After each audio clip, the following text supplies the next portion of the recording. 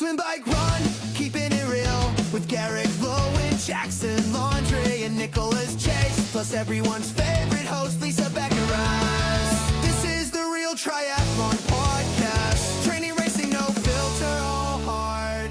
Welcome back to the fastest hour in triathlon. It is the Real Triathlon Podcast. The boys are freshly back to a trip that I unfortunately was not able to attend, but Jackson, you probably would have saved me from that Nick. Stingray, bud. I know you would have. Yeah, I probably would have wrestled it for you. You know what? Actually, I don't even think I would have been there for in that time. swim. You would have come for that. Oh, sure you wouldn't. But if you were there, you would have come out for that swim with no wetsuit, and you would have been completely fine because the water was warmer than ever by like so much. I did see in the Norwegians video, it was like 18 degrees. Yeah, it was literally too warm in the race. It was like Wow. The first few hundred meters, I'm like, God, this is kind of hot. And then it got a bit cooler as we went out towards the open water. But You guys ever ditch your swim Anyways. cap? I think almost every Ironman I've done, I was telling this to someone the other day, I always manage to ditch my swim cap. And it's the best feeling when it comes off because it's like such a relief because I'm always overheating. and you never wear a swim cap in the pool. No, I hate it. Can't stand it. But what happened to you, bud? You got sick, missed your flight. It was sad to not have you there. Yeah, Morgan wasn't feeling too hot. We had to take her in and stuff. She just had a couple big days at work, was getting contractions, and it was kind of scary. But it was all good. We had a good weekend. I worked on the nursery. We're going to talk about what grinds my gears, but I almost punched a hole in the wall because of wallpaper. But anyways. But we're here for you guys. You guys raced this weekend. There was a huge race that happened. We're recording this on Monday. It's Thursday probably for you guys listening to it. But Jack, you got stung by that Stingray, and then you still managed to have just a monster run. Nick, your first race back after breaking your hip at the retirement home, so pretty good. 8 months, yeah. It was I'd say, weird. Yeah.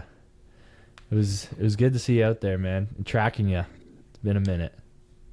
Yeah. You were probably like, he's probably just going to pull off at some point and blame his hip for hurting and probably just still be in good spirits, but I didn't have any of that bullshit. Dipshit you McGee always was good. You hardly ever DNF. Yeah, Well, you there always was a time at I least think pack her in. I did. I think the times that I have DNF'd were just because I was overtrained so much that a couple times I didn't have good energy and my thyroid was jacked up. And one time on St. Anthony's, I was getting passed by the girls in the bike course, and I was like, all right, I'm out of the race, I think. I remember the one time you DNF'd that Ironman Florida and you were so fried and you're like, I'm just done with this. And you stopped at your hotel and then you Snapchatted us, you drinking a beer in the shower. Yeah. I was injured too. So like my knee was getting worse every step. And I did the half marathon, and at the turnaround, I was like, I can't see a point to this anymore. Also, when you get hypothermia, that's happened twice. Twice. Hypothermia has been Ironman Wisconsin, and then at one of the at Bear Lake Brawl. And I got a flat, so I couldn't even change a tire. I had no tensile strength. So anyways, fuck all that. I didn't DNF. I was fine. Yeah. Did that happen to you at Ironman Tulsa or something like that too? Ironman Tulsa, Cody Beals has a good story about this, but I basically, within the first 15 minutes of the bike course, just blew my load so hard, and then I bonked incredibly, and my low back locked up. I was walking through transition like I needed a cane, and it took me 10 minutes right outside of T2 on the run course, and then eventually I bonked too. So had some just terrible decisions I've made. So this race, the lead up went pretty. I mean, we might as well talk about the pre-race. Everything was great. Nick picked me up at Las Vegas airport. It was a beauty. I only had to wait for about 20 minutes for him, which is pretty good considering planning flights, driving from far away, grabbing food, everything. I think that was honestly way less stressful than flying into San Diego. No way. Drive. Yeah, it was great. It was more time, but it was okay, Vegas is easy. The airport's fast. There's no traffic on the way. Everything is just so much less stressful. And then when I go from San Diego, I'm getting in an Uber and it's like 150 US. I'm like, this is ridiculous. Like, this is insane. I mean, it's only 45 minutes. Yeah, it's crazy. But anyways, it was enjoyable. We got there, built the bike, and next morning, swim, boom, Stingray. So we were having a great swim. I was like, oh yeah, I had a great swim workout. I was swimming right with Nick, which I normally haven't over the past year or two. Like, Nick's usually cranking me on any open water swims, and I'm just trying to hang on. But this time we're just sort of like back to what it always used to be, where we're just sort of side by side, right? Yeah, I think I was just not trying to go harder than I needed to. Also, I think I get in the habit sometimes when I'm pre-race efforts, I just push too hard. So this time I've just been like, I just want to find a level of tolerance that is good enough that I know I'm not going to blow up. I just have such a fear of blowing up in the swim. I'm trying to get over it. It's been killing me. Blowing up in the swim. Talk to me about that. Talk about that a bit. Well, there's a couple times when I've just gone so lactic because I've just been so fired up, and I'm like, I swim so well in the pool. I can crank most anybody in the pool aside from like Marc Dubrick and probably Ben Canute, but I'll just am really a great pool swimmer. And then open water, a couple of times I've had some like post-traumatic stress type things where some dude almost drowned me, and then I had to roll over on my back for a while, just like almost hyperventilating. And then a couple of times since then, I tried to get over that and then just pushed too hard out the gate, and then went noodly to the point to where I just couldn't even like swim for like 5-6 minutes and still lost time. So I don't know. I'm aggressive. I had the mindset stuff. I've tried it left, right, and center. I just haven't got back to my swim tenacity in spite of really wanting it more than anything. So it's been frustrating as shit because I know I'm a good swimmer. Better than Jackson. You're definitely a good swimmer. I mean, every time we go to Mexico, you kick our asses the whole time. No, you are a faster swimmer than me for sure. I know. Just race day swimming. I think Jackson, this race is something I haven't really ever leaned into, and I don't know why, but like we did a really good run warm up, better than I've ever done ever. Typically, I'll do a run warm up and just jog, do a couple hip activations, but I'll kind of cut it like half-ass. Like this run warm up, we did like 7 minutes tempo with some build at the end, or maybe even longer. But I needed that so bad. I'll tell you what it actually was because Nick forgot. It was like 12 minutes. We ran nice and easy for about 5 to 6. Really easy for some of it because we're like getting through all the age groupers trying to get out. And then 5 to 6 really easy. And then about 4 to 5 at like a steady like Ironman type pace, but a little bit of a build. And then another 2 to 2.5 of like a build from tempo up almost close to threshold to really get the lungs like working. I needed that. That helped my swim start confidence, but I think like I just have made a lot of tactical errors on lining up in the wrong spot, and I just get so bogged down with the group because I'm not like confident to push hard enough to get away and get that massive start. And I don't know. The swim tactics are still eluding me, but at Texas, I'm going to nail it. But at Cozumel, I think 2 years ago, I came out like 8th, and I was in a good position. So I can pull it out of my ass sometimes. It's just lately. But you had a good swim, Jack. You were right there with Gustavo. Yeah, I saw him, I lined up right beside him, and then I got pretty much right on his feet right away. He pushed the start limits a little more than I did with the like creeping up, and I was like, all right. Oh, that was terrible, by the way, like always. I know, it's unfortunate. But he was kind of just staying level with everyone on the right, and I was like, okay, I'm not going to push up that much, but I was basically like my head was in line with where his feet were. And the gun went, and I kind of got like right on his feet, and then we were close together the whole swim. I could see him. I went ahead of him at one point. But I think the key for me in a lot of these swims, that warm-up was huge, but also getting a cleanish start where I'm not like getting totally trashed by everyone and just trying to find a bit of space. It's a mix. You want to find space, but you also want to get on feet, so it's kind of tricky. This race, I think I nailed that, and also some of it's luck. And then I just never really got into trouble and just like swam a regular swim and felt pretty good. My shoulders were a bit crap the last half, but that's just probably not being used to a wetsuit, so it didn't slow me down. They were just sore. No, it was good. I had a dude go by me at one point, and I grabbed his feet, and it was like the perfect pace. I was really happy for that. So overall, man, great side. I think all the best swimmers went far right, which was weird because he had the 2 yellow start buoys that we were supposed to line up in between, I guess. And then you had the best swimmers all on the right side outside of that, just doing whatever the hell they wanted. And then the rest of us were just kind of like, and there was like a red buoy straight in the center that normally they will tell you it doesn't matter. So that, like, in terms of staying to the right of that one. So everyone just kind of swallowed that one up. But it was like ITU race there right at that buoy for a few minutes because boys were just squeezing together like a hamburger patty with all the mustard and mayo and lettuce all in once. It was crazy. It was like a nice sandwich.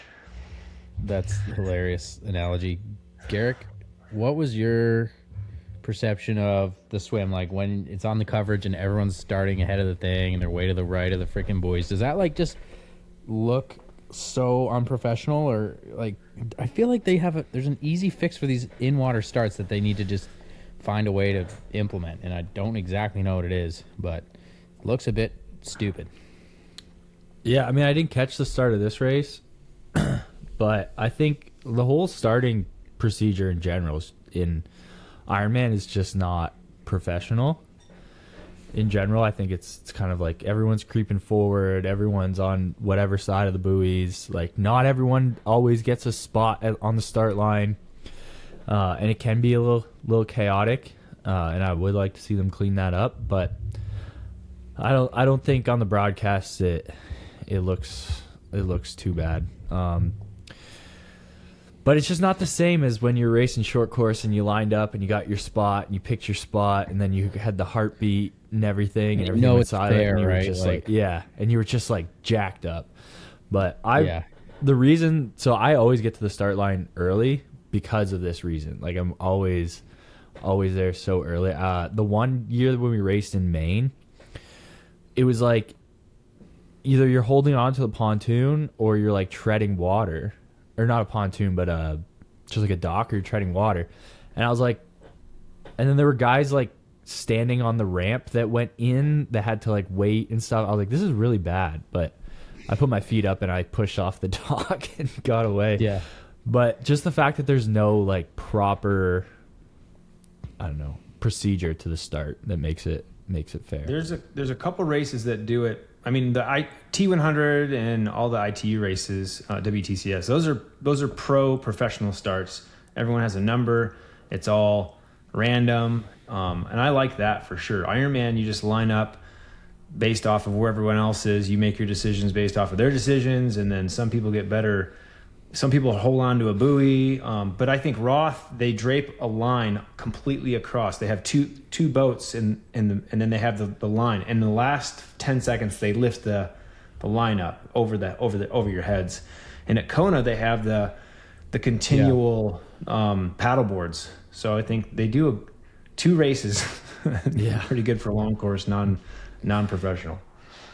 Yeah, hopefully they professionalize that a little bit more at some point, but at least when it's a beach start, it's like you can't really creep ahead of the line, right? Yeah. So but you don't always get to the front. Like sometimes there's never space. Like every race meeting, somebody's like, how much space is it going to be? And they're like, oh, there's tons of space. There's going to be so much space. And then there's no space. And it's like, guys, I feel like this is not that hard to solve. 1 meter or like 3/4 of a meter of width per athlete is what you need. And so just do the math. They could even hang, like, they could drape a line over it, and they could put a rope every like 1.5 feet, and everyone has to hold that rope until the last 10 seconds. And then they lift the rope up, and then everyone goes. So that way everyone's spaced. They've designated it for a bunch of spots, and it's not like 2 or 3 rows deep. Because if you're like the capability of getting a swim disadvantage is pretty high, I think. Like, it is really lucky. For sure. But unless you're amazing. Taking that into account, actually, I'm even feeling better about my swim because I'm already a body length behind before the start. And then that last, I noticed in the coverage when I went back and watched it, that last black buoy, I guess the front group didn't go around, and I guess we didn't have to. It wasn't part of the course. It was just a black roca buoy out there for advertising or something. I don't know. So my group, which was like the second swim group, went around the black buoy, which was just a little bit out of the way, and added probably. And Nick, you did that as well, probably. That'd cost you 10 or 15 seconds for sure, because that was like you had to divert away from the dock and then cut back into it. Like that was a good diversion. Probably cost you more than it costed Ari to go off course on the bike. Good one. I don't know, but yeah, I was thinking around 10 seconds. So when I was 143 behind, that's only 133 ish, which I was pretty happy with that. Like that's great, solid swim for me. When there's like a Marc and a Schomburg type swimmers in the field. Yeah, Marc let out. We'll talk to him eventually, hopefully one day. He's gonna jump in here. He's probably just finished up a run or something. Well, aside from that, like logistics, this race where we stayed, it was all really nice. Like it was one of my favorite Oceanside experiences overall, just with the level of athletes that were there, the RTS athletes who were racing, the pro athletes we had. I met David Reynolds for the first time. He was such a nice guy. We had just a lot of good energy. It was one of the better ways to start the year, in my opinion. Yeah, it was great. And the race morning, I guess I didn't mention, like, we were freaking. Did you feel like we were basically late? I was so late. I was like, I was right on time. You were late. I don't know why. Well, but like, just didn't account for enough time with that extra run warm up, adding 15 minutes, I guess. Yeah, I think you're going to see a lot more pros at Pro Series races show up like 15 minutes after transition opens. Like, there's just not a lot of time with all the call ups. They called up at 6:20 for a 6:40 start. And they kicked us out of transition also at that time. So you just have to be there for sure in transition, like an hour and 20 minutes before that.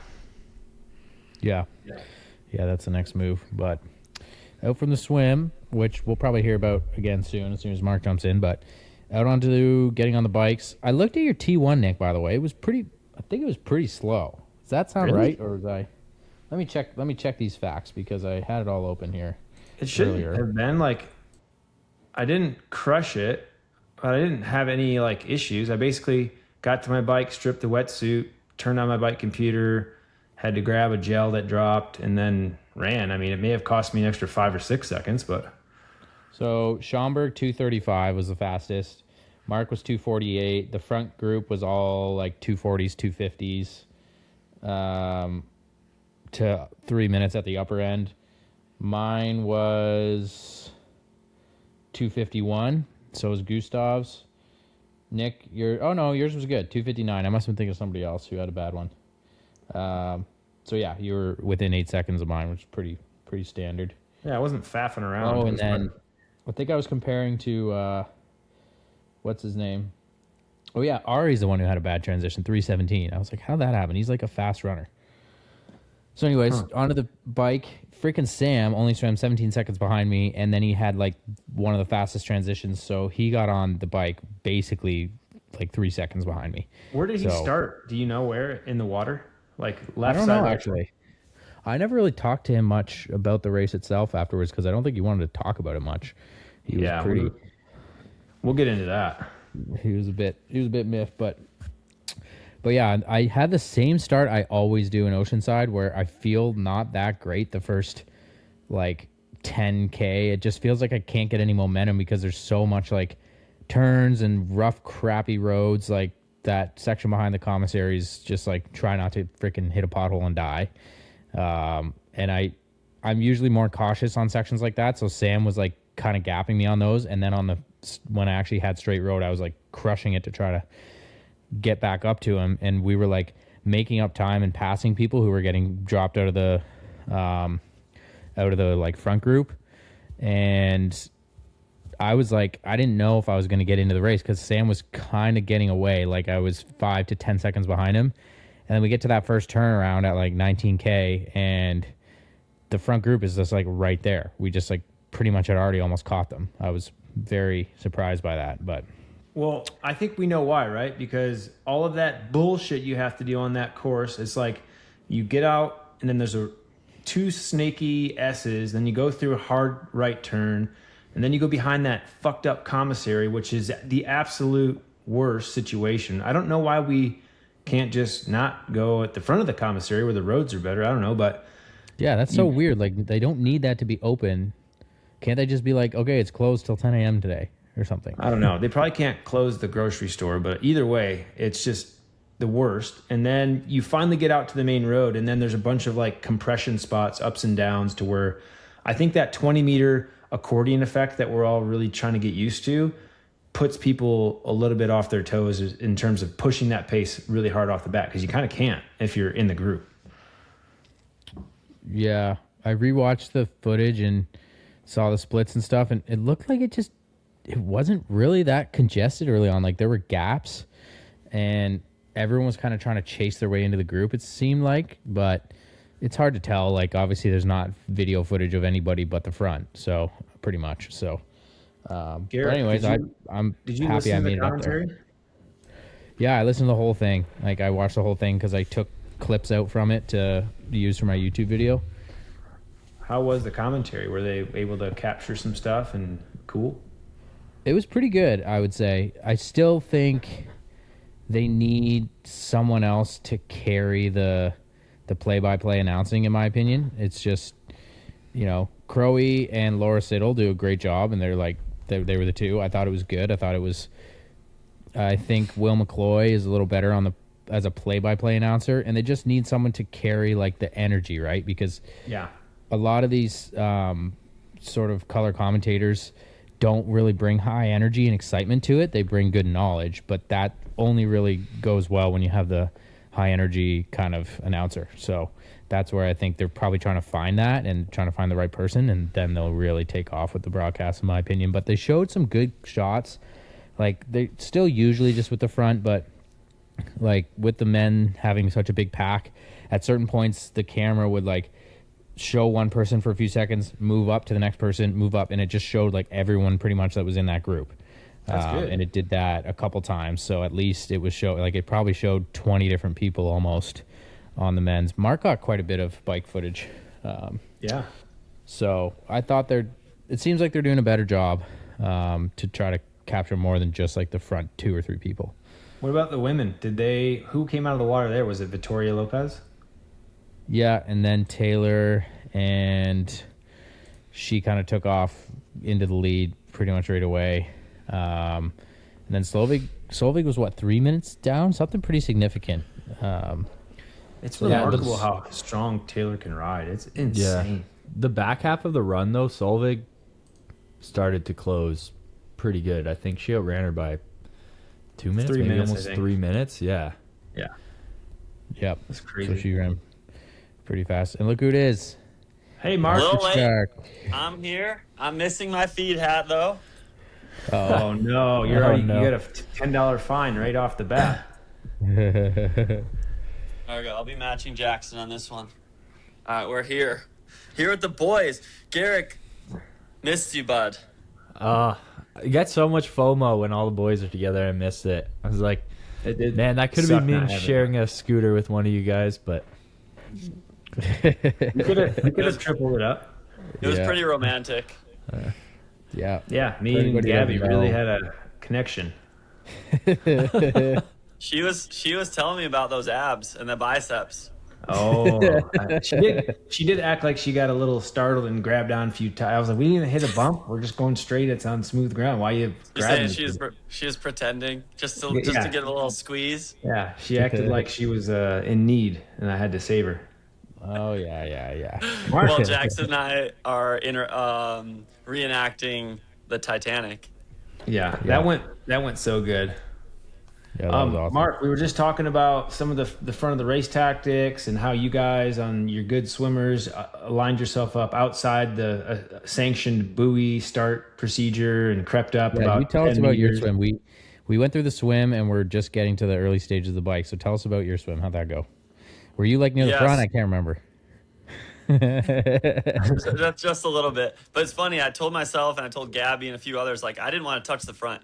I wanted to save it all for the bike, at least the start of the bike. Because for me, that's always been an issue for me, is being able to put the power down right after the swim, where it sort of can establish these groups. And with 20 meters, I mean, I'm sure we'll get into this, but I wasn't sure what the group situation was going to be like. Anyways, the swim, yeah, I lined up on the outside of the yellow buoy. That was not officially ever said to be where we needed to start. If we went inside those yellow buoys, we would have been like 10 deep. I know. Yeah, There would it's have been like ridiculous. We There would've were been 10 talking about rows. that too, like how it's not a very professional start procedure ever.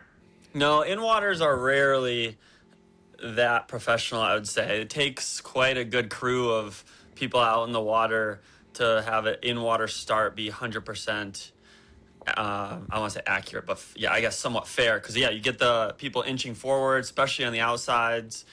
I don't know what they're looking at. I didn't inch forward too bad. I was actually one of the first people to yell at the people inching forward who are on like the farthest right side. At one point, I felt like they were 10, 15 feet, 3-4 meters up ahead of everyone or whatever. Yeah. Sorry, I tried to do a bad conversion for you.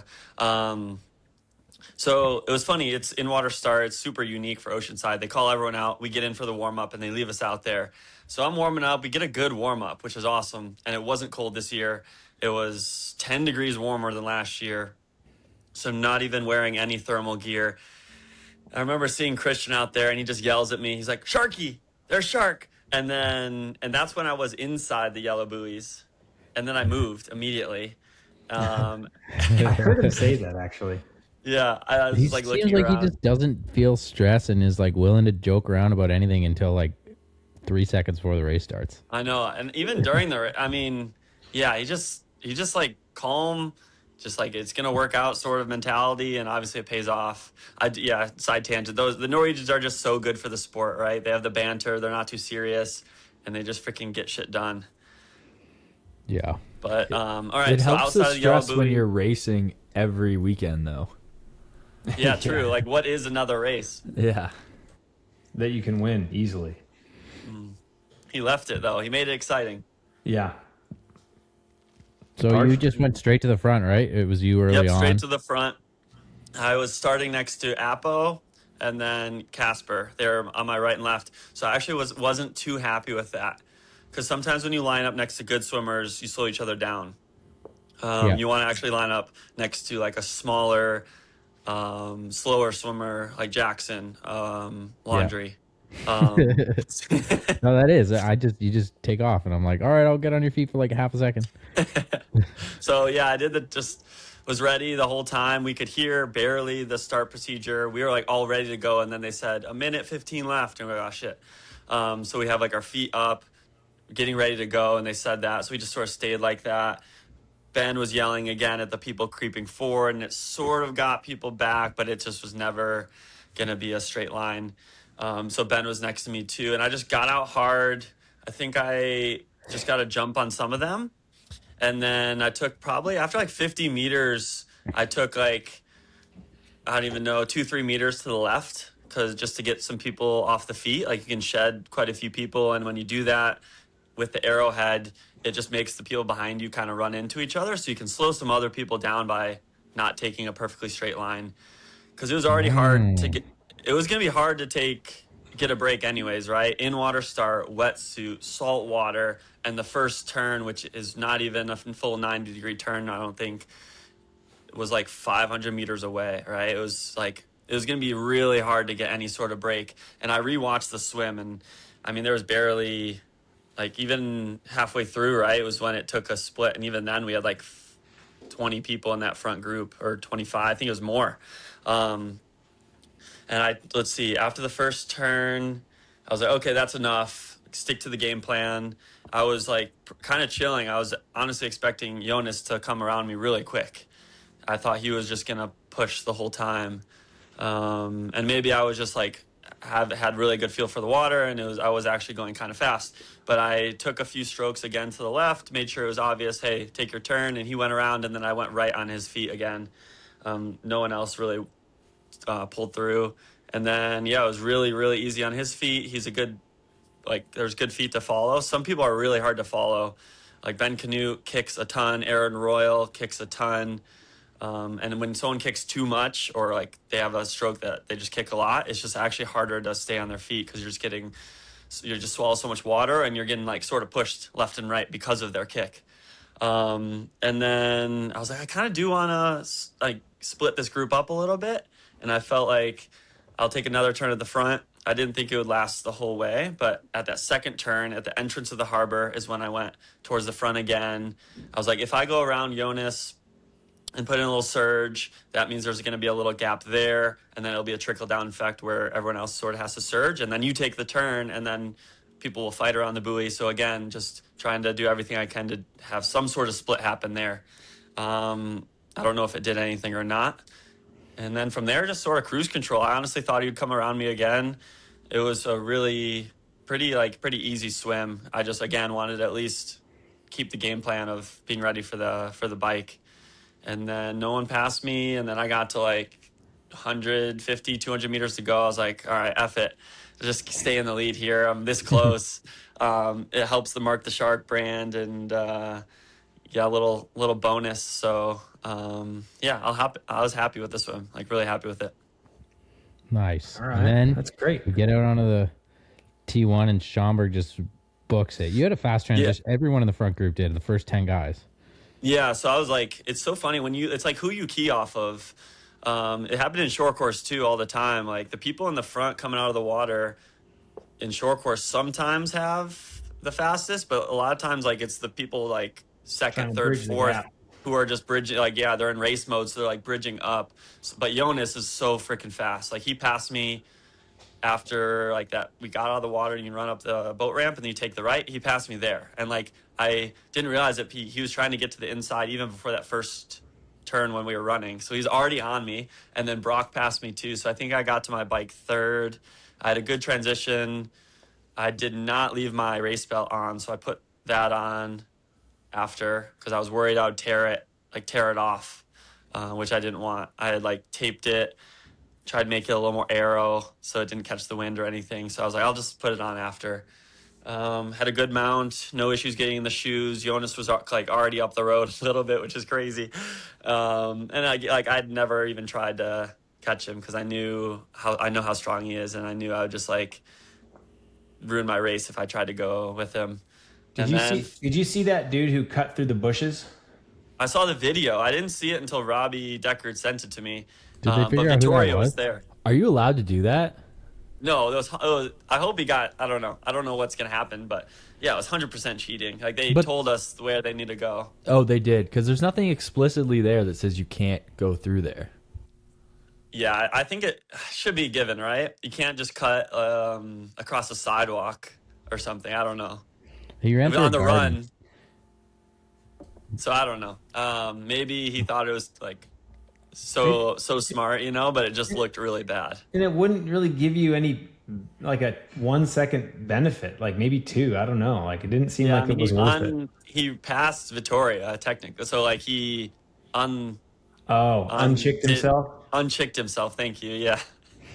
God, what a punk. So the bike, I actually felt really rough at the beginning. And again, it was nice to sort of follow, like not in the thick of it, back 10, 15 people of that big group. I was whatever, third, fourth, slowly like moving back. But behind the commissary, it was so freaking bumpy, so hectic. Oh my God. So it's kind of nice seeing up the road because you see people hitting these speed bumps, sort of dodging potholes. Like that commissary right before it, there was that like the lip. And you could just get a flat right there, a front flat. If you were in aero, I bunny hopped over that like a pro skater. Yep. So I saw someone do that in front of me. I was like, oh shit! All right. So I got out of aero, and I bunny hopped. I was like, thank God I did that, because that would just be instant. Like props so what to position Envy. were you in by that point? Like 6th or 7th? I think I was still in third, fourth there, and then that's when Christian passed me. So maybe I was a little further back. Yeah, I was getting like mentally out of it. I was pretty pissed. Like. It's like, fuck, get some power down. And then I looked at the power because I leave my map open at the start of this race and most races, especially if it's technical. And I looked and it was even more frustrating because my power was so low. But then I realized I was like, we are soft pedaling for so much of the first part. Not soft pedaling, but like there's so many turns. Yeah. The power's always low after the first 10, 15 minutes of this race. Yep.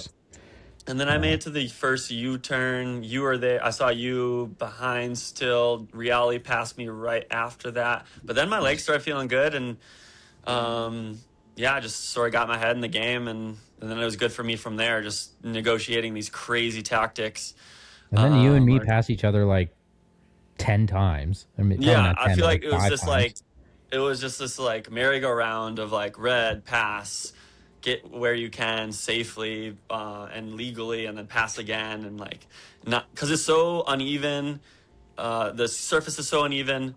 There was rolling. You're going in and out of these fences. So there's a lot of factors that like caused that to happen. I mean, once we got later in the course, besides the hills, it was slightly more smooth, but gosh, it was weird. Such a weird dynamic. And the fog was like, we haven't touched on that yet. That was like so stressful. Like you can't see anything. You're like, and now with the visor, with the flaps, it's like you can't just stick it in reverse because it's got flaps that would literally catch the wind. So it's like, it's hard. Were you wiping the visor?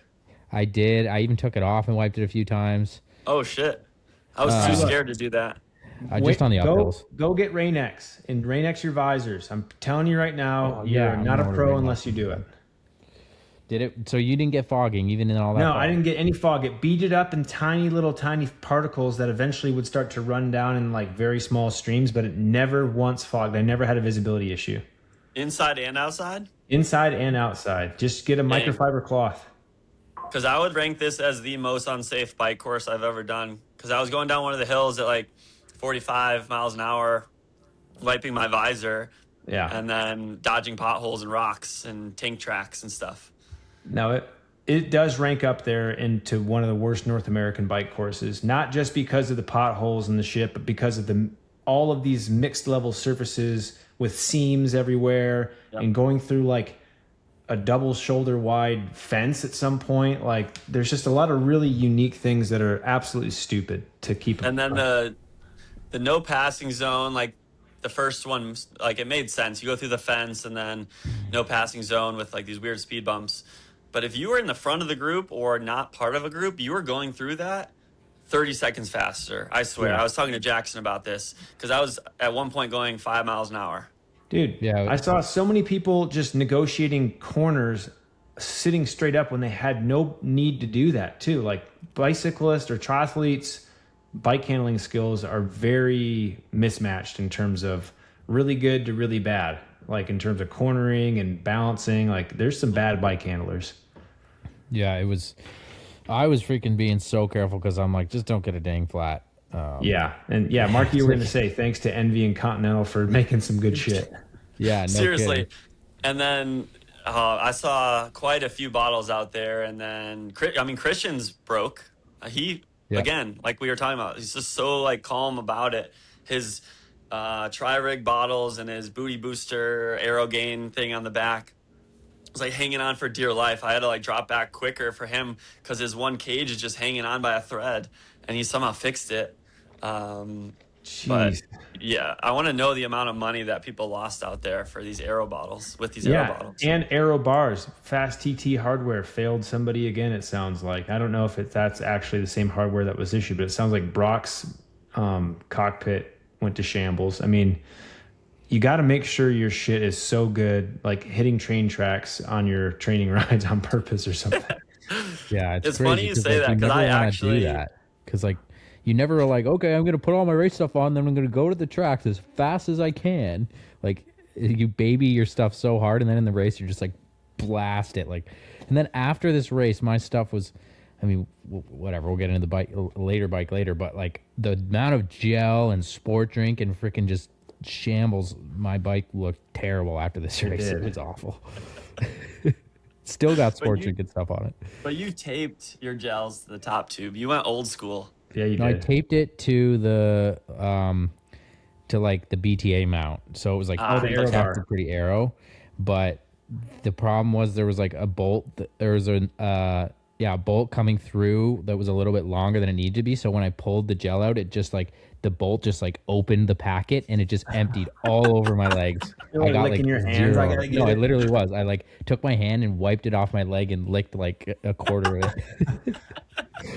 So yeah, it was pretty messy out there. But yeah, I caught Marc and we were talking all about Marc's bike, and then you give us the start of your bike because I was at the front of this big group and you were sort of Yeah, in that your second group, and you powered through like a ton of people.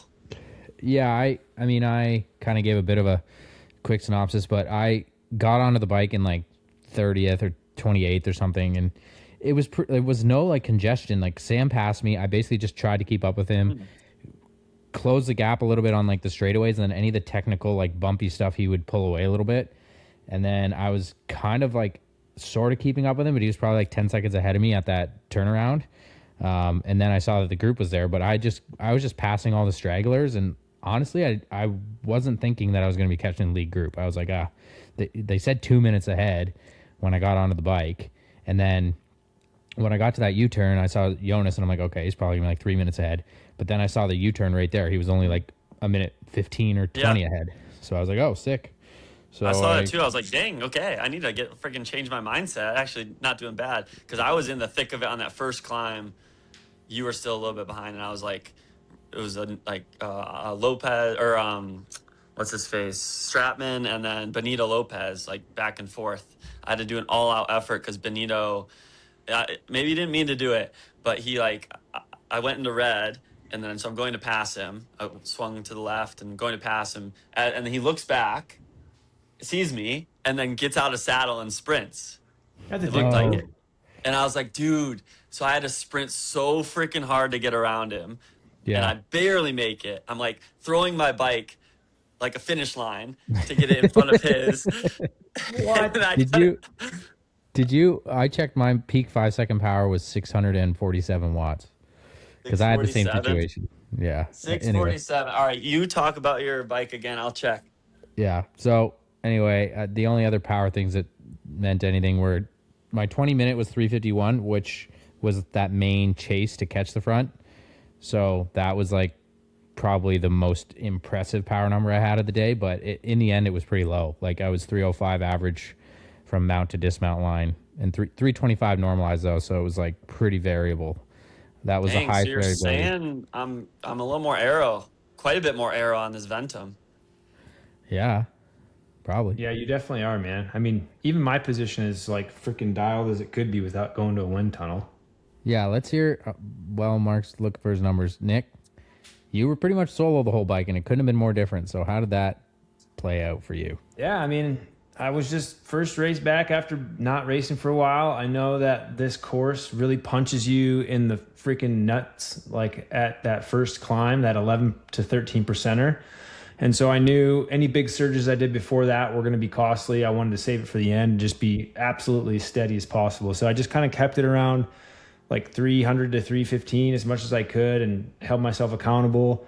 I left a few guys behind because they were just riding terribly, and like the 20 meter stuff was, you were either right in the blue or like yellow and then quickly in the blue. Like it just didn't feel like you could rely upon those lights to do anything but scare you, because all of a sudden they're just like, it's far. It's like no matter what, if the light's off and it's not yellow, it's still pretty far. But then all of a sudden it just changes quick on any of those undulations. So I just rode by myself. Ari went by me, and then I saw Justin on the ground, and then hit the fog, then climbed and caught Andre Lopez, and then caught Maddox in transition. So I just felt good. I felt best in the last 15 minutes. I took, I think, like a bunch more caffeine, and I don't know, it was one of my faster Oceansides overall. So I'm excited that it was a good day. Didn't blow up or anything. Fastest by a lot, like several minutes. Yeah, I was impressed. I was impressed, Nicholas. I was proud of you. Thanks. I realized that you hadn't raced in so long. I mean, you had a way more serious injury than I did. Mine was just a stage 1, and you fractured yours through and through much later than mine too. Yeah, it was a tough last few weeks getting to this point, especially since my right hip flexor, my non-broken one, was just flaring up, and I couldn't, even in Cozumel, I could barely do any speed work. I would just do barely what I could to not cause pain. And then finally in these last 3 weeks, it clicked. I had a couple good run workouts, and honestly, I just feel so more mentally stable and dialed now for this whole season. I'm really hopeful it's going to be one of my best seasons ever. There we go. Let's go. You also had that sick bike workout like 2 weeks before the race. Yeah, Or that less. was a lot of confidence. I think like 300 and something 2 watts for hour 45. And I think I did 305 normalized, 280 something average for this race. So I just need to work on top end so I can push harder when I need to, but it was pretty good. Yeah, it was solid. 211, I think you biked, right? Yeah, 211. I Which think the lead group altogether were all mostly around 205 something, right? yeah. 205.30 or something like that. So, yeah, that's really good. But yeah, the rest of the bike, we were just kind of going back and forth, not trying to, get the red lights. And then I moved. This was a critical point of the race, like the most critical point I think of this whole race in the end between Marc and I, which was a really close race, was Yeah. me moving from the near the back of the group and back to middle group. I kind of like gradually eased my way up throughout the ride, but the last 20K I really moved from like mid back to like one of the first top. I was second or third in our group getting off the bike, and that Yeah, you did a really good job there. Sort of towards the last part of the rollers, right? You sort of moved up, and then it's sort of flat the last part of the ride, and you were already up there. And no one, I saw no passing the last. Let's see, for sure, no. Like I don't think the last 5 miles there was any passing, at least from me. I didn't. The people around me, no one changed. I did. The majority of my passes were all in just right at the start of the flat section towards the end. I moved up a ton, and then I was up with like Christian and Ben was up there, and I think Cam Worth was pulling our group. That was a big deal. I mean, that's another thing for 20 meters coming in a transition with a technical end, because we had all the technical stuff to do again at the end, and there was absolutely no way I was gonna try to push through that, because I think it was just not worth the risk. We were talking about that. I was like, I don't know how I could have gotten up to you. Even if I was feeling good, was it worth the effort to move up? So I don't know. You would have had to do it in the non-technical, like when I did. And I was pushing, like I had to do a lot of surges above 350, high 300s to get around guys. So I think that paid off because, Ben took off. I was second of our group to start the run. Christian was right behind me, passed me. And so then I was kind of just in fifth, and a few guys passed me, Jason West, Jonas Hoffman, and Casper Stornis. But you and me ran almost identical the whole run. It was crazy. and Apo. Yeah, and Apo too, just a few seconds lower. So all that. And even Ben was crushed it. Obviously didn't put socks on.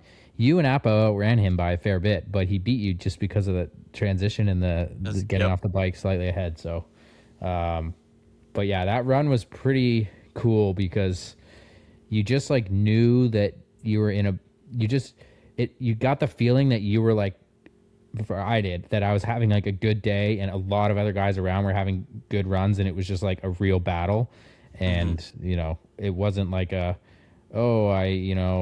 not running good, but I biked well. I felt like every freaking race last year, which was nice. And must have been amazing for you because you had a pretty disappointing race 2 weeks before.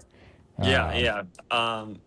And I still feel like I'm missing quite a few things on the run training, but when I got into transition, you don't really see people. You're focused on doing those weird turns just like you did at the exit of the swim.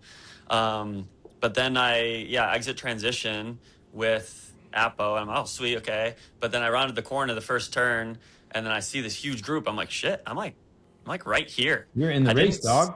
Yeah, I didn't see Casper at all because he obviously was so much faster. I didn't see Christian because they were faster. But I saw Gustav, Cam Worth, the British guy. And then Jan Stratman was there. Yes, yeah, and I caught them right as you come onto, I don't know if that's the Strand yet, before the pier. That's when I passed everyone.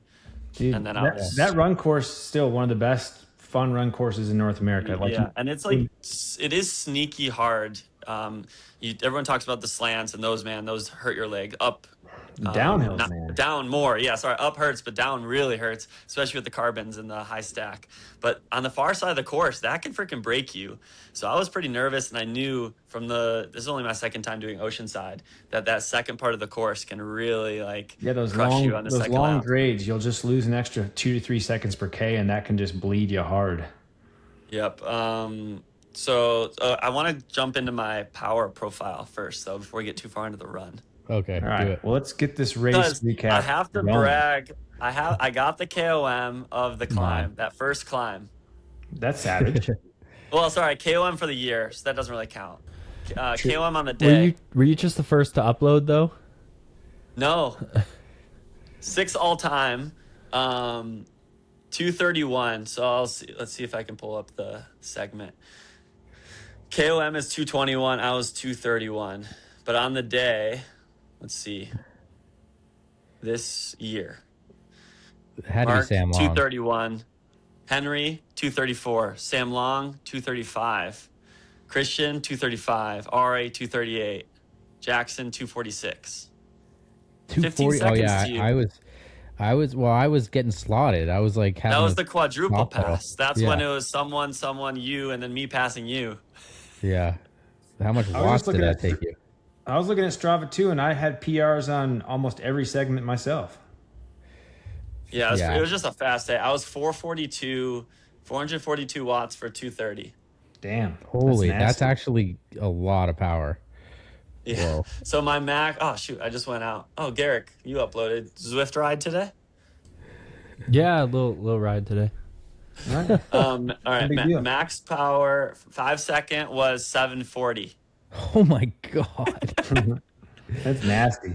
That is 15 crazy. second 655.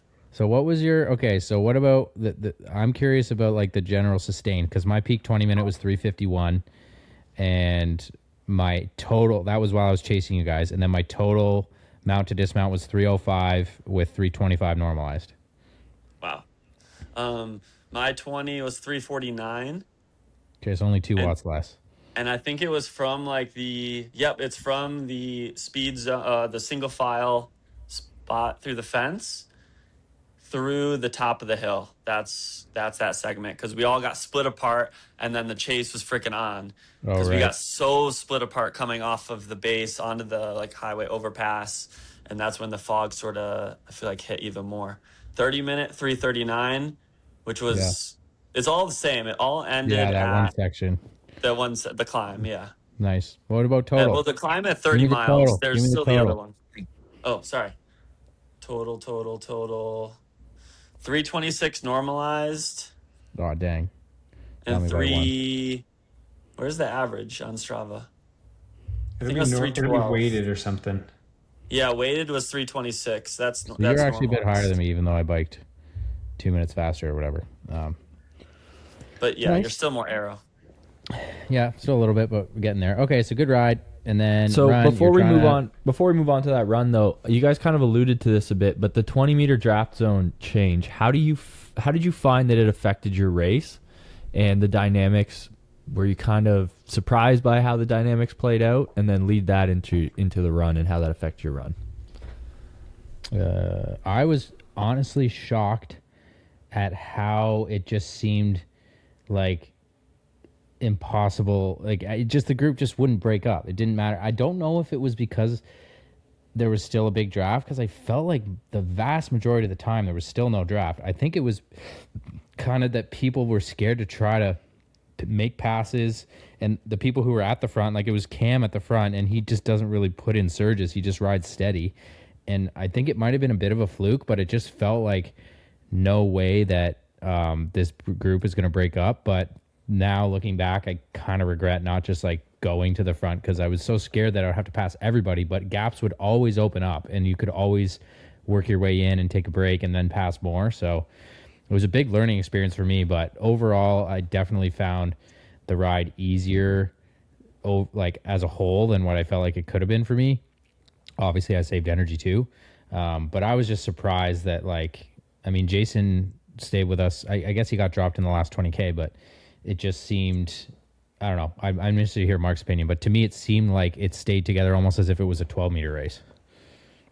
Yeah, I agree as well. I was a bit surprised. I think because of how technical and bumpy, maybe that just like people weren't as efficient. So again, when you're following, it's like you're having someone lead you through a course. So it just maybe gives the person behind a bit of an advantage going through turns. Yeah, I mean, with comparing it to T100 races that do split apart, I don't know. And again, there's so many more people, but I was surprised how it stuck together. I honestly thought it was going to split after that climb. I thought that's where the splits were going to happen, but it didn't. And maybe it was just because some of the people were just waiting for the run, or we were all just pushing like good power, and we were all strong. Like, I didn't touch the front of the bike and after whatever 10 miles or 5 miles, but I still pushed 326. Like, that's one of my best powers ever. So I don't think there was a big benefit either, but I don't know why we didn't separate really.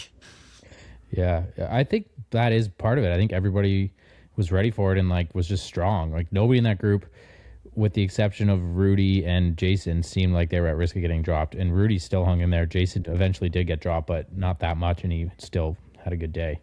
But as far as affecting the run, it's hard to know because, like I said, it felt easier overall, but there were definitely a few big spikes where I'm like, this is taking something probably from my run legs.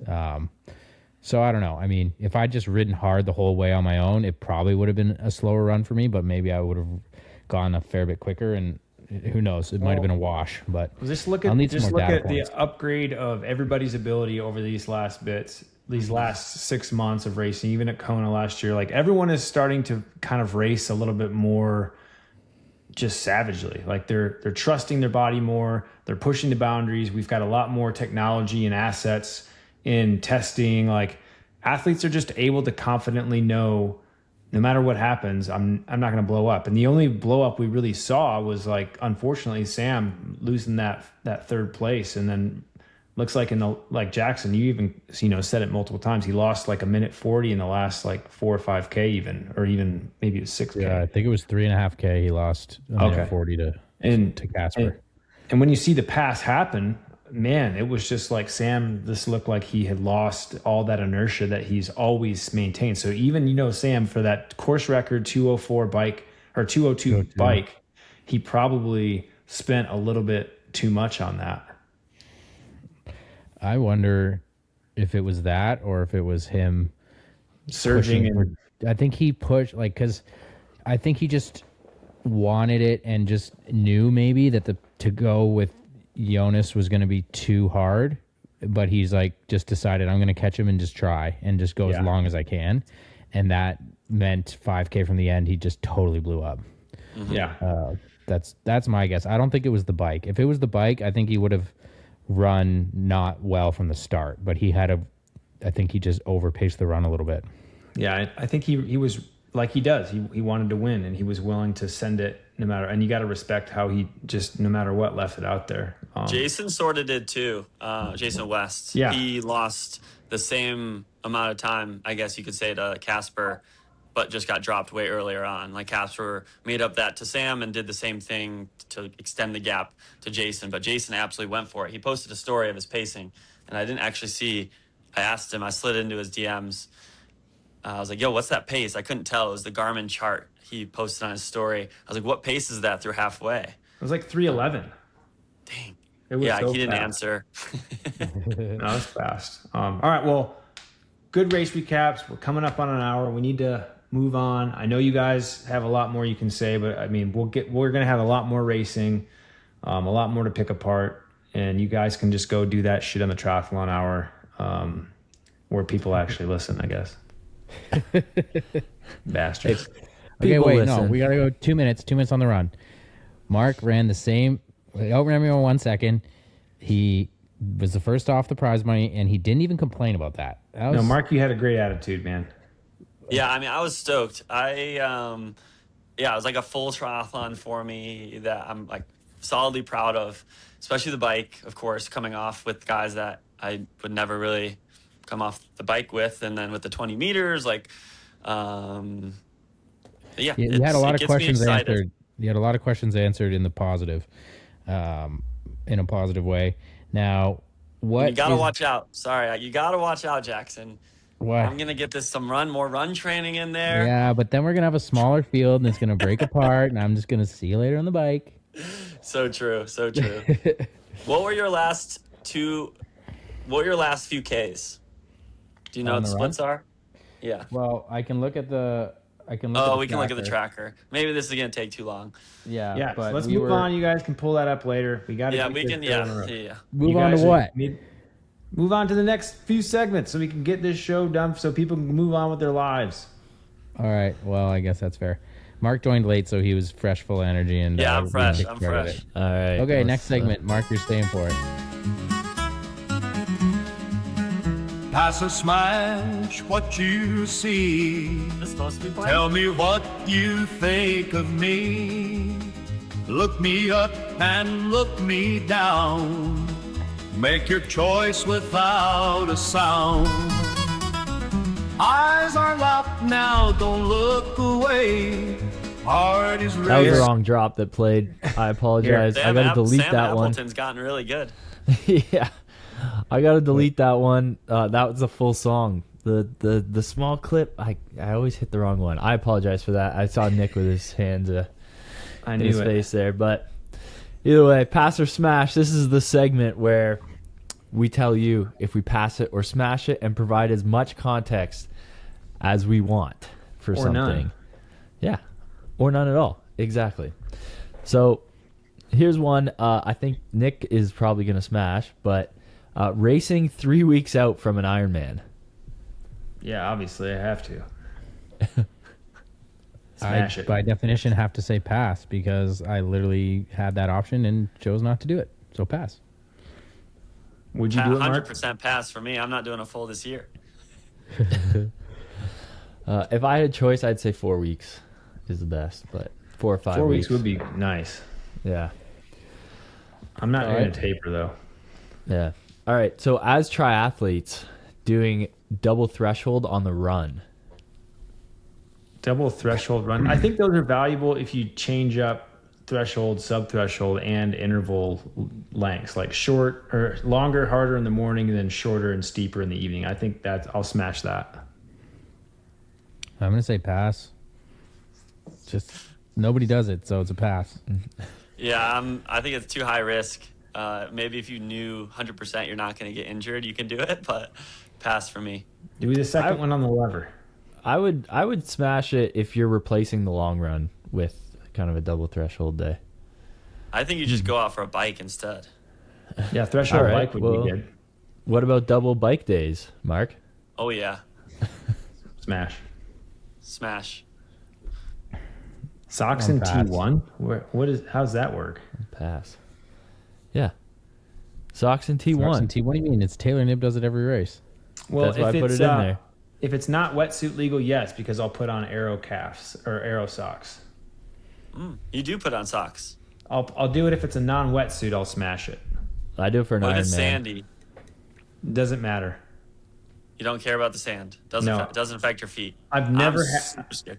I've got like Bilbo Baggins types feet. Mark, don't you Real- bring like a container with you to your transition and fill it with water, so you I can step in should. it? I should, yeah. I think I will eventually if I ever do the socks in T1, but I've thought about it, just the aero socks. It saves Rico you- Bogan was doing the booties when it was cold enough. He just wear booties so he could leave his socks on. He never even had to put them on. That's smart. Well, you can save time in T2 massively if you put them on T1, and you're not like going to lose a group. Pass for me, though. Yeah, I'll pass. All right, I smashed that. Every Ironman, I always put socks on in T1. All right, doing 50% or more of your running volume on the treadmill every week. Okay, wait. I have questions on context. Is it Do you have to? like assuming that the weather is like fine for running outside? Yes. Okay, then I'm gonna pass on that much. But I do like the treadmill, and I'm gonna be running on the treadmill one workout a week all year. We're going to hold you to it. You should. I don't do 50%, so I guess you could say I'm mostly a pass, but I have been doing the lever once a week, so probably 30% of my run volume is on the treadmill. I'll pass. I guess I'll. I love I'll the smash. inconsistency of our our levels of context. I don't need to tell you why. All right. Next segment. Let me Garrick? before Nick throws a fit. It's the stuff Why is it so that keeps silent? me What's up happening? at night. No use. What grinds my gears? What grinds my gears? What grinds my gears? What grinds my gears? What And grinds my good. gears? Yeah, right before the chorus.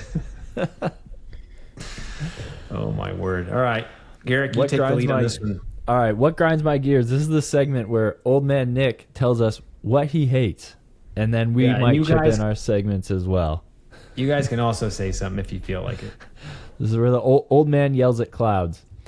Yeah. All right, I'll start off with this wallpaper. So this weekend, I went to put up.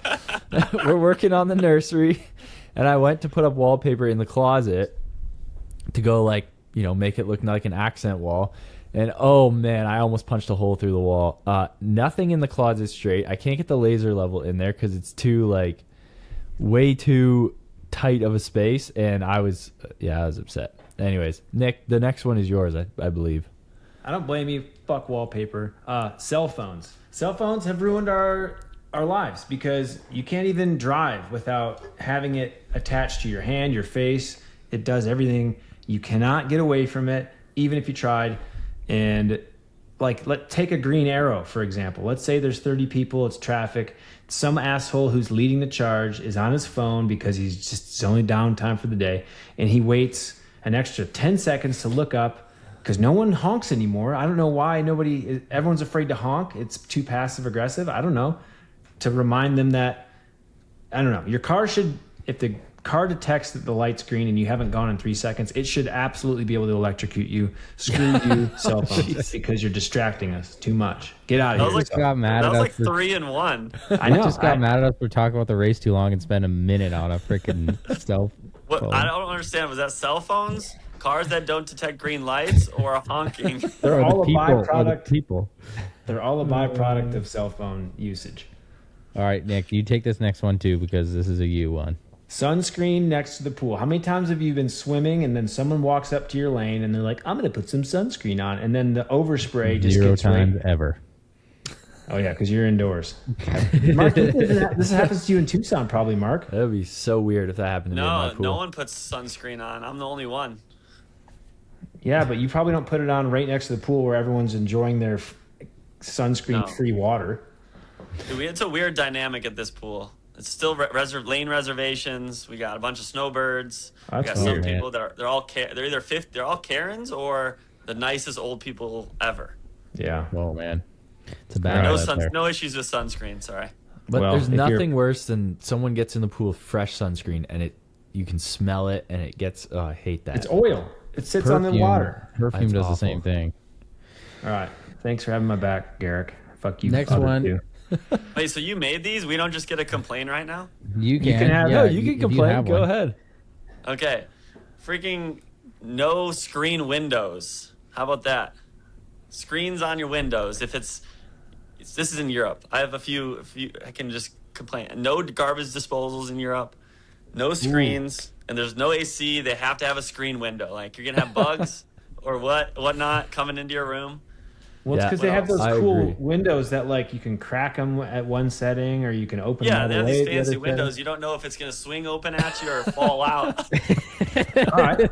So basically, this is like Europe. Grind your gears. But screens, it just makes sense, right? If your AC's not working or you don't have AC, at least have a screen so you can I open know. it without bugs coming in. I agree. But also, as a homeowner, what grinds my gears is screens because they always rip, and the little bead always comes out, and you're always fixing it. But not having screens it's atrocious. Good one, Mark. Well, I appreciate it. Okay, Nick, go on this next one because This is I don't yours. even know what this means. Oh, California drivers? drivers. I just had to drive back from California, and there's tons of license plates in Utah from California. And let me tell you what every Californian does not do. Move over out of the fast lane if they're not going fast. They will go the speed limit or slower, and they will never, ever, I don't care if you're riding their ass, flashing your lights, honking up a storm. I don't get irate anymore. I move on. But it just is like they don't have zero awareness. They're so self-absorbed, you Californians. I need you to look around at your rearview mirror sometimes, Californians, and let us know you care by moving over when you see somebody approaching you from the rear at a faster rate of speed. Get over. We just lost half our California listeners. I'm sorry. I think you guys drove great. I didn't notice any issues. You didn't have to drive. They should tax the left lane in California. Yeah. Yeah, they don't have enough tax there. Okay, I got one. Post-race calf soreness. This one is at a level of I can't even walk properly still at all. Like, not even close. Going up and down the stairs.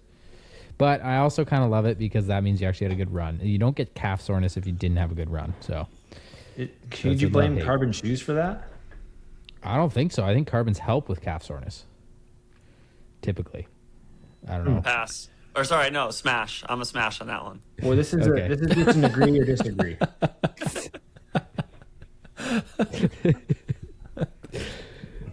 Well done.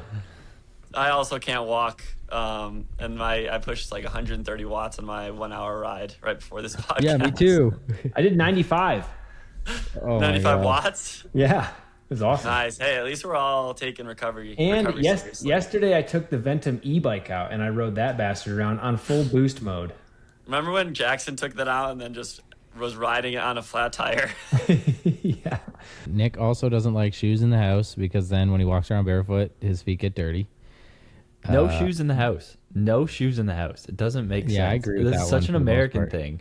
Like, Smash. what are you doing Wait. wearing shoes in the house? Yeah. Like you just walked on some shit probably in the last couple weeks and you're just like, it's probably all gone. You should see the floors in my Airbnb right now. Oh, it's not even an Airbnb. Wait, in this why? house. So freaking dirty. Ugh. You know when you walk on blacktop?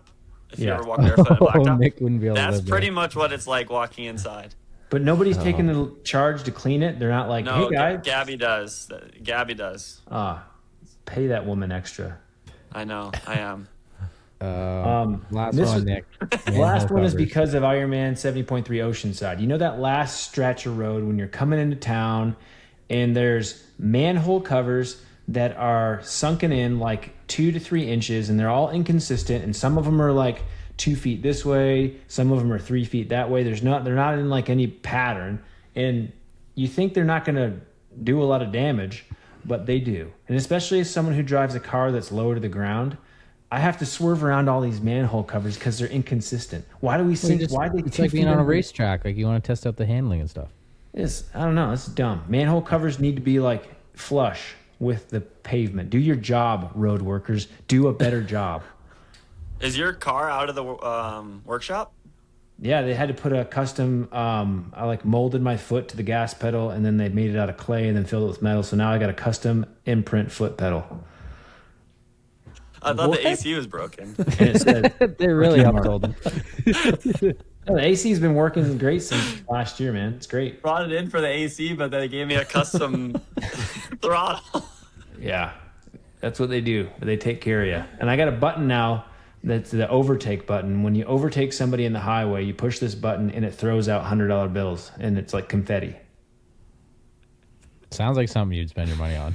It'd be better if it was you pass them and it lets out like these notes that say "move the f over" and it just Yeah, goes all over their windshield. yeah. Nick, All right, Nick, you guys wanna talk Nick's about- notes would say, "Don't California my Utah." No, it was so funny. I saw this. There's a van that had a California plate on it, and they had a sign on the back of their window that said, "I promise we're from Utah. This is just a rental car." It was awesome. All right, we can talk more about the race if you want. Let's get back in it. How was your? Oh, the How only was thing, your- Mark, I checked the last 3.5K. You put 9 seconds into me. That's it. Yeah, Damn. I had to pass Ben and drop him. True. Yeah, I was we all working. we're in our own little battles. I Yep. told you to catch Ben, didn't I? You Told did. I was running. I was like, I think I'm just gonna not try. And then Nick's like, catch Ben. I'm like, oh, okay, I can try hard. And then I did. Yeah. And did we even talk about the fact that you got stung by a stingray? We didn't mention that yet. Yeah, how do we not talk about that? I don't know. Did we we? talk- Well, I wasn't Yeah, here to for the start. first 30, we but talked about we it did. and then we didn't. Like we mentioned it yeah, and then we didn't. freaking How did Jack the Oh, we did. Stingray, Jack the Stingray laundry over here. Getting, Yeah, we got a shark and a stingray on the team now. Yeah, I like Stingray. I like that. It's valid because you don't think of Stingrays as being really fast, but they're not slow. But then if they No. get you, they freaking and they hurt, get man. you. They Tell fucking us get. how it felt if they get you.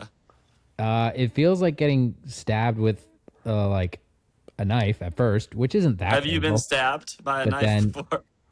Probably, but then once the venom sets in after about 2 to 6 minutes, then you're in for a world of hurt for about 3 to 4 hours. Yeah. Then it's not too bad. Did you pee on it, or is that That's jellyfish.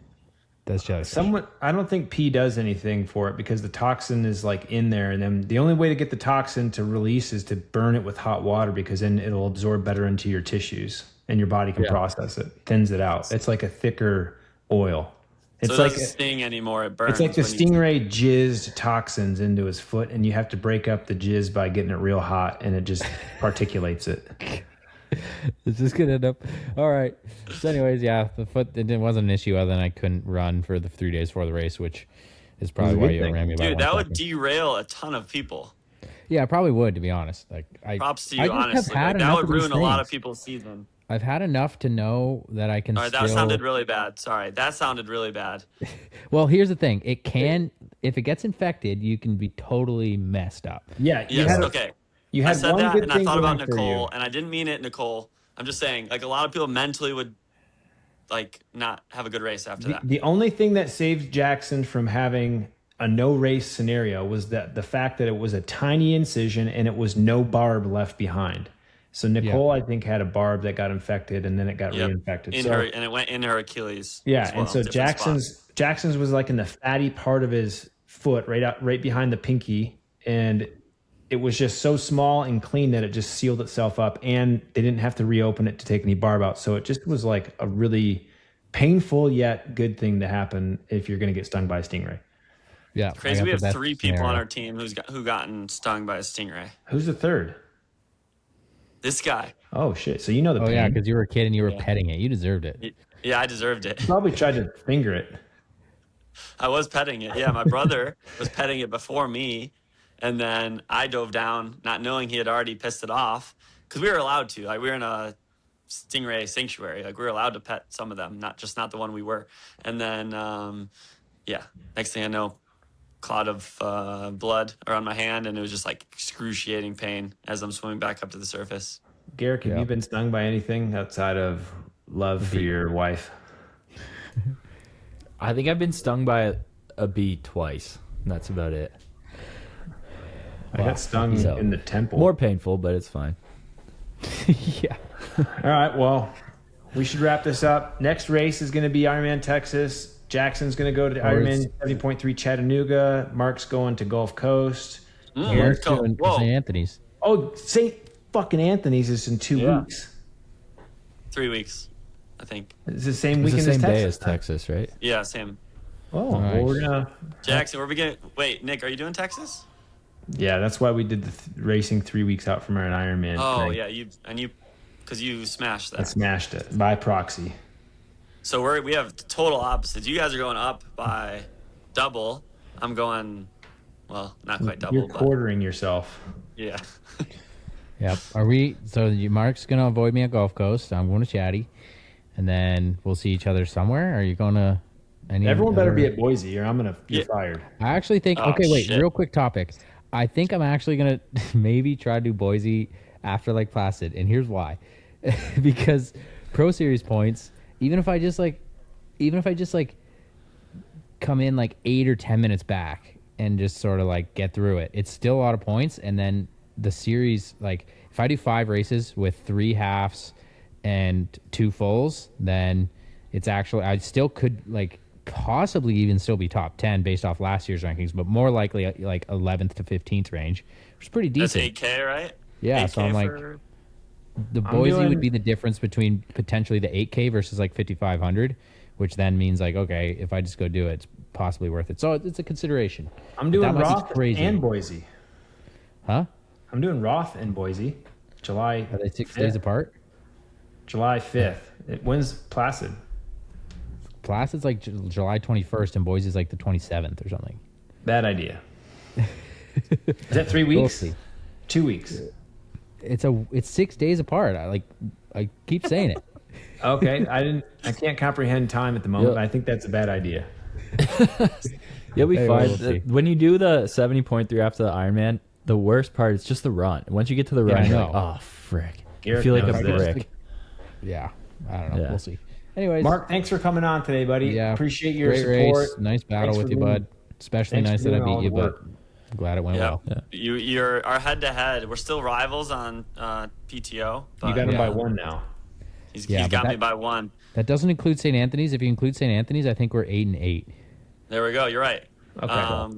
You guys didn't ask me about my schedule. Not too offended, but I'll tell you: I thought we St. said- Anthony's, Gulf Coast, Happy Valley, North American Champs. Oh, Happy Valley. And then I'm gonna go over to Europe and do a European Polish training camp with Gabrisha, and I'll be there for almost 3 months. I'll do Krakow 70.3. Okay, well, we didn't even get that far into the season, Nice. Mark. No one else talked about anything at past July, but I guess that's yeah, fine. but he's an occasional guest, so he's got to let the people know. Follow Let the Mark. people know. He's crushing But his you social said- media, so that's been cool. So follow Crushing Mark it. We there. just hit 1.3 million views in the last 30 days. Wow. Nice. That's actually sick. I did that, I think, when I had... No, I did say. Gabby told me, she's sitting right here. Gabby told me that she cleans the floors, and I said that. Yeah, he did. And we were gone for 4 days, and the floors are back to being really dirty. Yeah, it's because Yeah. she wasn't here. Yeah, those roommates sound great. All right, this has been a All right. great, longest show of the year. Garrick, take us out. Yeah. Okay, guys. Thank you for listening. If you made it this far into the show, that maybe not the fastest hour in triathlon, might be the longest hour in triathlon this year. But thank you for listening. Please, if you're listening on audio, next time, think about maybe heading over to YouTube and watching us over there. You can see our beautiful faces that are made for radio. And you can like, comment, and subscribe over there. It makes a huge difference. Even just hitting that like button on YouTube makes a big difference. Share us with your friends. Tell everybody on your next group ride at Masters Swimming about our podcast. That helps us grow too. And guys, until next time, peace out.